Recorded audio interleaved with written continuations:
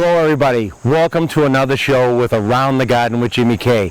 I am in the heart of Lexington, Massachusetts, where actually it all began, rich in history, Lexington, and it's one of the factors that Paul Revere started everything.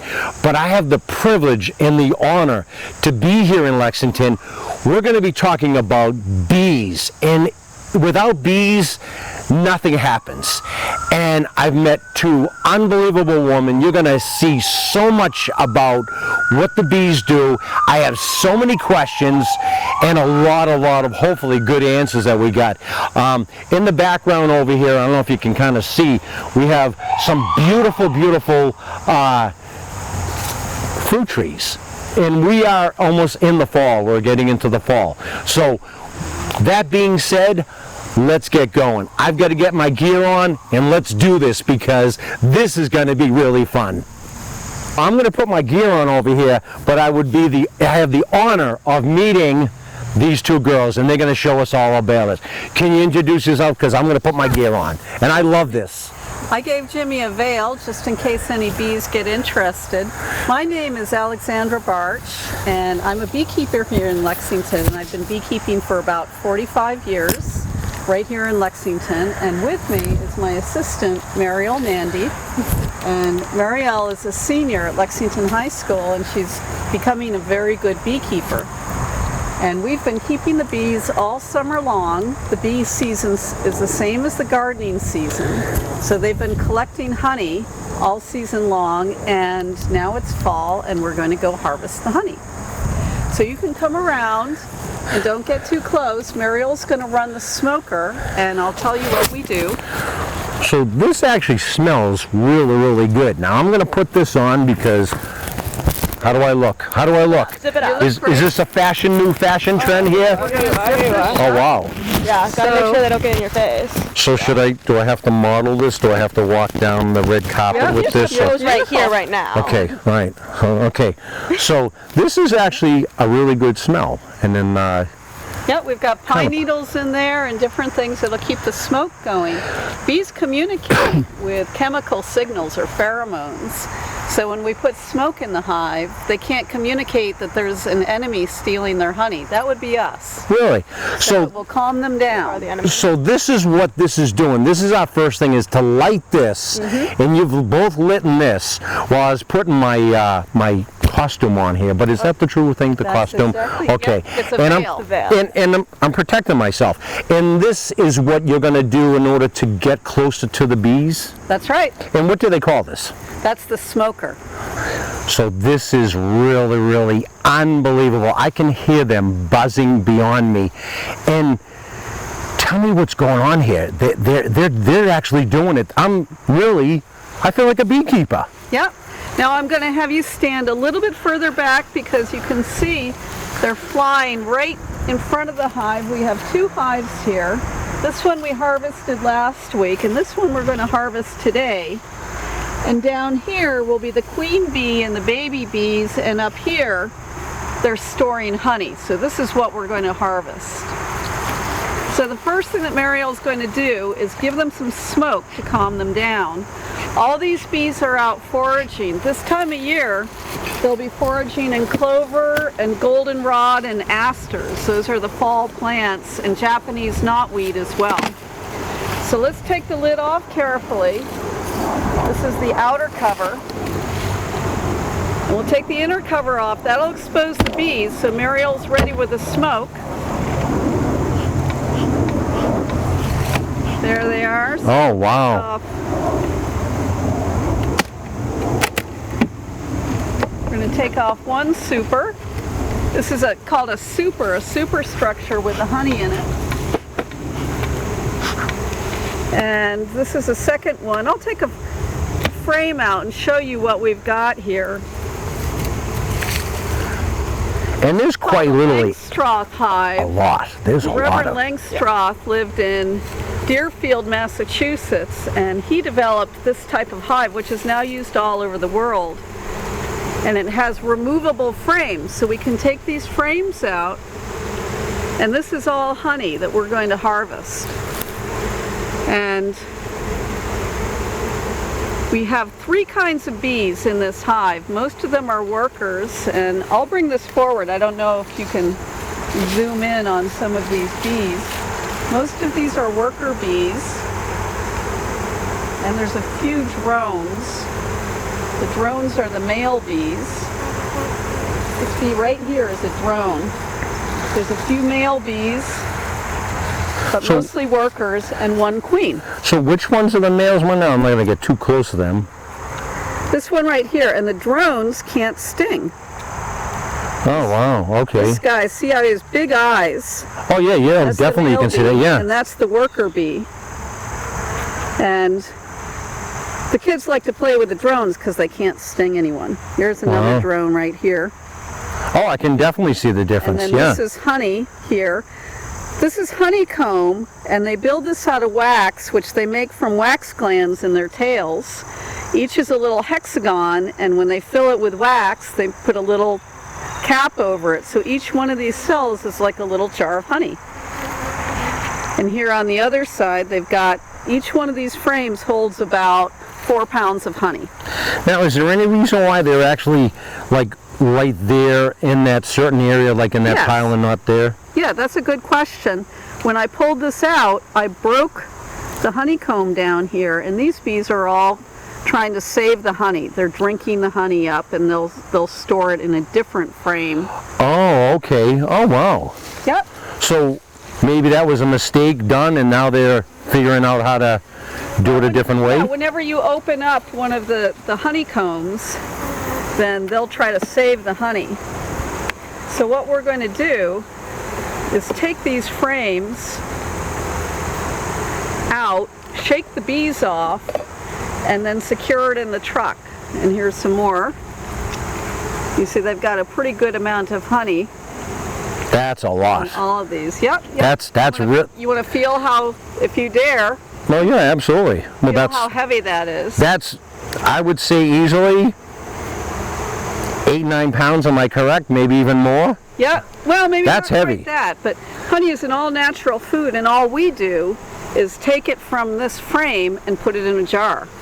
Wow. No processing whatsoever. This is unbelievable. I'm loving this. I'm actually loving this. This is really, really great. I mean, you talk about being on top of it. This is real, and I hope you're getting that too. Oop. Well, 80 or 90% of all flowers are pollinated by pollinators, so the honeybees make a huge difference.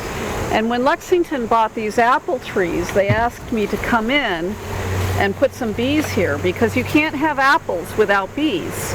Every single apple blossom needs to be pollinated, and beekeepers bring in these bees, and then they pollinate all the apple blossoms, and then the blossoms can produce apples. So that's one good point that you just brought up. We really can't eat much without these That's bees. correct. Bees are the 3rd most important agricultural animal in America, maybe in the world. Second behind cattle and pigs.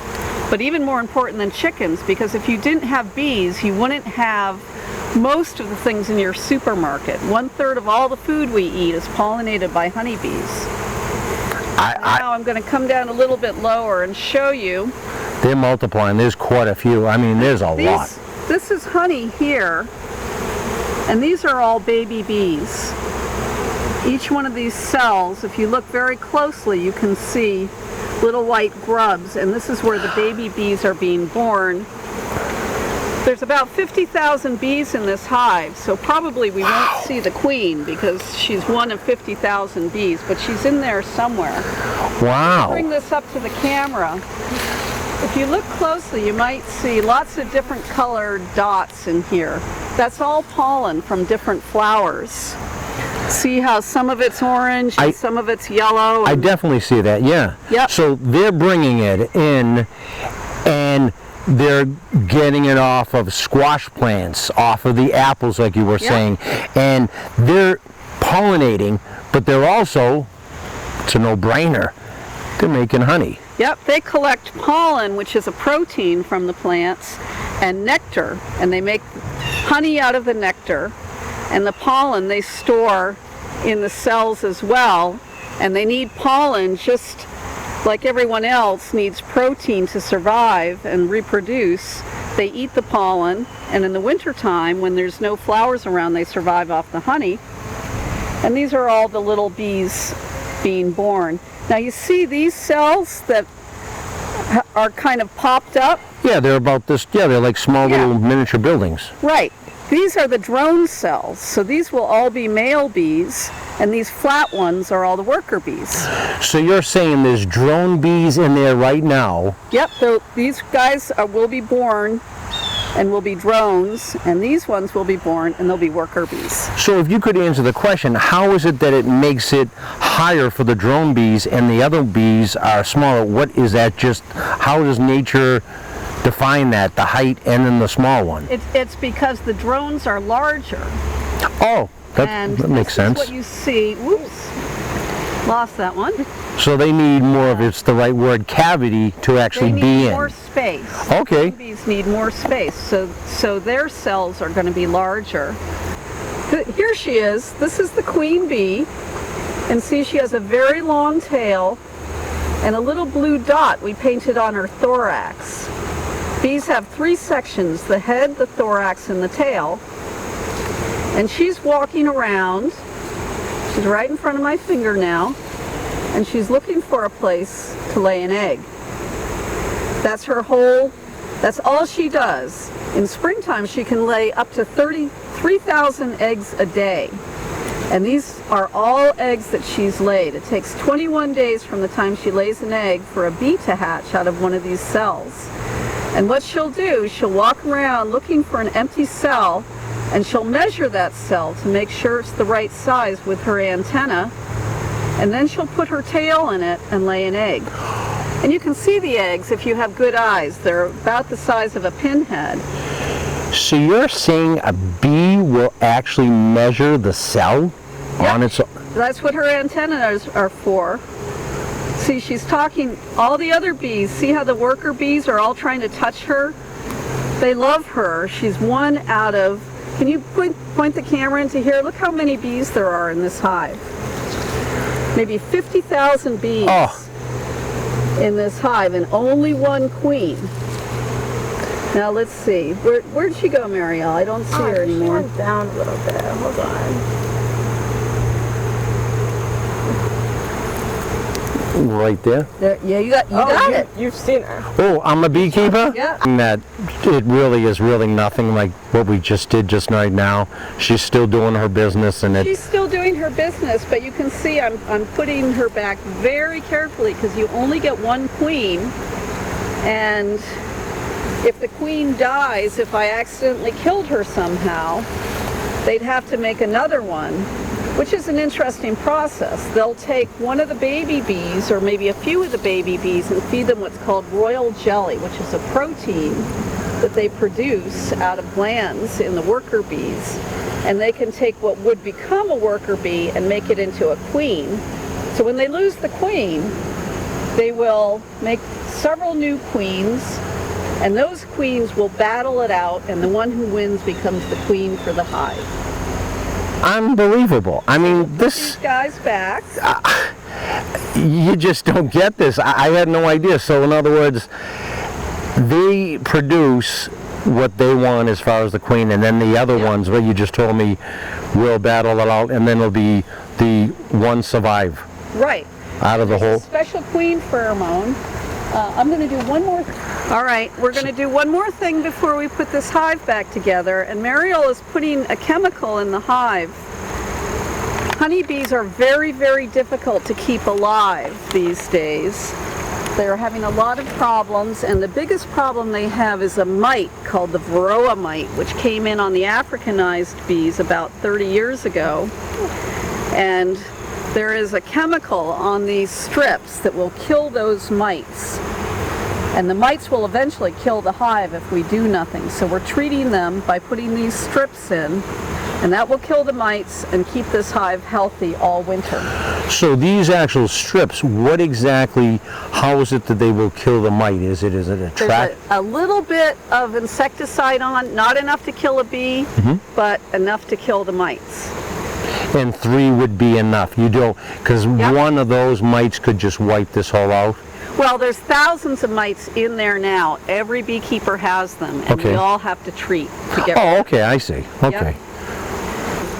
So this isn't not only fun for me, but you actually do this, and you were telling me earlier, you're in high school, like you said, and you want to do this. This is fun. This is fascinating. And you Have a get good to, time. and you get to be out in the garden every single day just doing this. This is fun, and you enjoy this. Tell me what's so intriguing about this, because this is You clearly see what's so intriguing. oh yeah, I mean, it but- takes a lot to get me excited, but I'm being beside myself. So tell me, I mean, this is great. This is great. I've been doing this for about a year. Actually, the first time I met Alex was here. It was during a sale for the Bee Club. We were selling honey, candles, soaps, some beeswax wraps. And Alex came in and she said she was going to work with the beehives, and I'd never met her before in my life, but I asked if I could help, and she gave me a veil and she told me to come on in. And I loved it. I had the time of my life, as Jim is obviously having here, and I just kept doing it. I called Alex back and I said, like, hey, I would like to make this a regular thing. And I've been doing it for over a year now.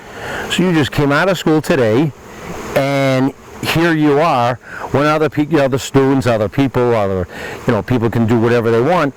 You're doing this, and to me, I think this is awesome. And you're learning so much. I just got 5 of my questions, like I'm beside myself, answered that I didn't even know. And no joke, this is fascinating. I really, really have such an appreciation when a bee goes by. I mean, it's got its own story, and here it is, right inside here.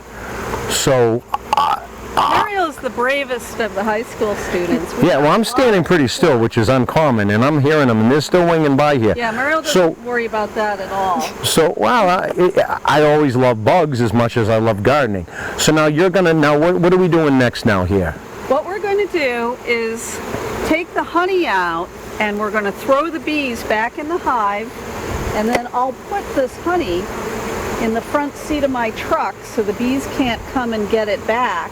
Okay. And then I'll take it home and we'll put it in an extractor, which is like a centrifuge that will spin the honey out and collect it and put it in jars.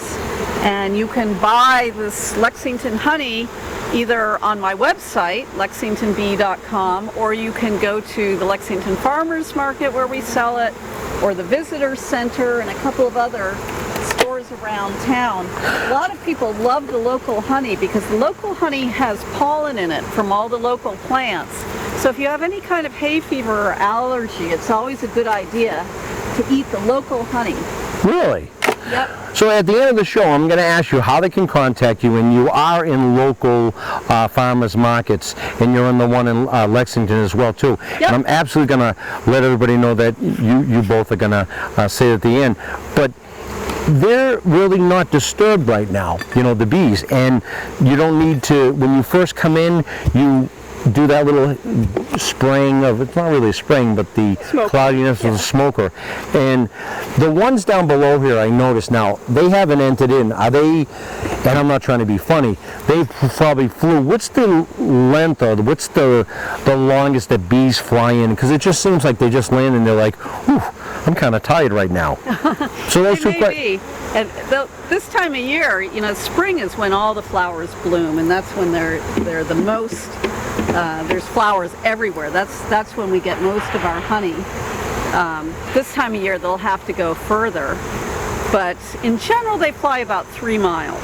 Really? Yep. One bee does 3 miles. One bee will go 3 miles to get flowers if they want. Bees in the desert will go even farther.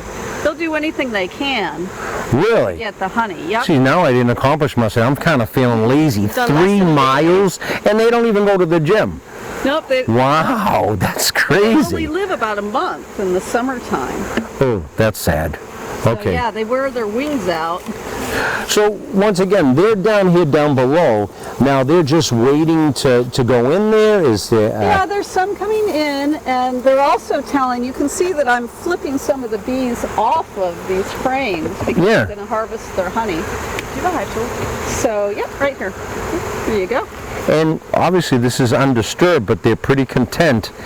And There's several different races of bees, and these are Italian bees, which are the most gentle. And I'll okay. tell you why I like the gentlest bees, because Lexington is a fairly well populated place and I don't want anyone to get stung. So I keep the most gentle type of bees. And Both sell these too at markets and stuff like that. Yep. So what are these? Because this is amazing. Hold on, let's start off. Oh yes, here is just honey itself, unprocessed. There's nothing special done to it, exactly as it comes out. This is local honey from Lexington and around Lexington. This is creamed honey, and I probably made this myself. yes, you did. I did? Really? All right, Yep. great. I made this myself. Wow. It takes a lot of blending the honey together until all of the sugar crystallizes. You'll see this where, UK mostly? Yes, in Europe they usually eat it, and it's the absolutely same product. There's nothing but honey in here, but it's the consistency of butter. Now can I smell this? It has very, for it. very fine. Holy smokes. I wish the camera actually had a fragrance scent on there on TV. This is really, really good. And This is the best thing in the world on your morning toast. Ooh, Put a knife in there, spread it like butter. It's nothing but honey. that's good. Very fine crystals, but it's the consistency of butter. These two are the same thing in two different forms. The traditional honey, Now in the all middle from Lexington. in the middle of a snowstorm, you're in the house, it's cold, you can't go outside, you're going, oh, what did those guys do? They made this. No, I'm saying this is really, really good. And you can smell the honey. It's not even out of the jar. It even cracked the. It's that strong. This is real. This is good. Good job, guys. This is really great. Yeah, and we only take enough honey for ourselves. We leave plenty for the bees for the winter. We won't take anything. These bees have plenty of honey left here for the winter. We'll only take the excess. Show me more. This is a All right. basket full of goodies. I love it. Yes. So here are some honey sticks. You've probably seen these before. You just bite them and eat the honey. It's delicious. And I think the rest of the stuff we have in here is wax. So we have a bunch of different kinds of candles. Ooh, Christmas. Christmas. We have these that are little Wow. lamps. Oh. Yeah. Oh, this is who made this idea up? The high school students make most of these. That's Wow. my personal favorite candle, because it blends my two favorite things, which are beekeeping. These are all 100% beeswax. This is unbelievable. Sailing. I'm a Wow. sailor, so I love the knot. Oh, I love it. Oh, there they are. Okay, that's great. There you go. We also had this body butter. Very nice, very natural lotion. Will that help me get any younger? Maybe. I mean, if Okay, anything. good selling point. Oh, okay, all right. We have these soaps with very pretty designs. We do have a Christmas theme going on in this box. No, I love the smell. Ooh, that's Smell it through the paper. no. This is clean. No, you really can. This is clean. Use this, you'll feel extra cream. And this, of course, is not anything you could buy in the store. It's not. It's you made it, and they helped you, and you guys both We put it helped them. together and help them made. They can't do everything. There's 50,000 in there. You need them by. This is no. This is unbelievable. And you got the Christmas theme. Soap. All right, Soap. I'm in. All right, and then we have these beeswax food wraps, which you can use instead of saran wrap or tin foil to seal your food, and they're reusable. So we actually have it on a can of chickpeas right here, and this is what it looks like. Oh wow! And this you can put in the refrigerator. Yep. So instead Wow. of using saran wrap and throwing it away, you can use those over and over again. They have beeswax, pine resin, and what was the third ingredient? What an unbelievable.